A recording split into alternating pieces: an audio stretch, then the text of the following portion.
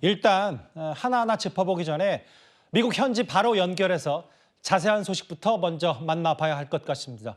워싱턴에 최지연 특파원 나가 있습니다. 최 특파원, 일단 트럼프 당선인의 대통령 당선은 확정이 된 거죠? 네, 그렇습니다. CNN 등 미국 유력 매체들은 트럼프가 미국의 47대 대통령에 당선됐다고 확정적으로 보도하고 있습니다. 이 대통령 당선은 한국 시간으로 3시간 반 전인 오후 7시 반쯤 선거인단 수 과반인 270명을 넘는 276명을 확보하면서 확정됐습니다. 당초 카멀라 해리스 민주당 후보와 초박빙 승부를 펼칠 것으로 보여 결과가 나오기까지 다소 시간이 걸릴 것으로 전망됐지만 개표가 예상보다 빨리 진행됐고 무엇보다 펜실베니아 등 7개 경합주에서 싹쓸이를 하는 결과가 나와 예상보다 일찍 승기를 잡았다는 분석이 나옵니다.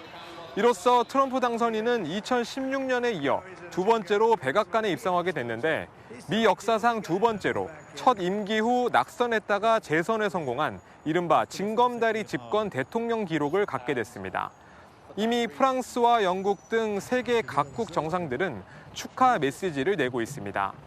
특히 러시아와 전쟁을 치르는 볼로디미르 젤렌스키 우크라이나 대통령도 축하 메시지와 함께 우크라이나의 지원을 계속해달라고 밝혔습니다. 그 7시간 전쯤이었나요? 트럼프 당선이 승리 선언도 했는데 어떤 얘기를 주로 했습니까?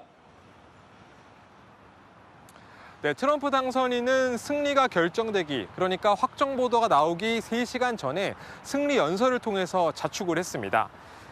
이번 대선을 가장 위대한 정치적 승리라고 평가하면서 진정한 황금 시대를 열겠다고 포부를 밝혔습니다.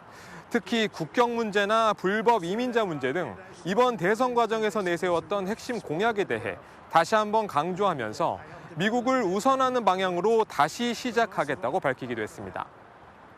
질문 하나 더 드릴 텐데요. 민주당 해리스 후보는 결과에 승복을 했습니까?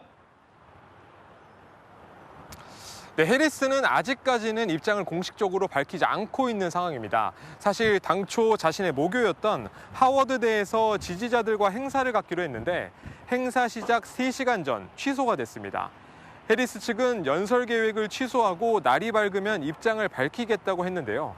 트럼프 당선인이 매직 넘버로 불리는 선거인단 수 270명을 넘겨 당선이 확정됐고 자신과 50명 이상 차이가 나는 만큼 결과에 승복하지 않을 수 없게 됐습니다. 다만 해리스 지지자들의 선거 불복 움직임도 배제할 수 없어 이곳 워싱턴 현지는 삼엄한 경비가 이어지고 있습니다. 지금까지 워싱턴에서 채널A 뉴스 최주현입니다.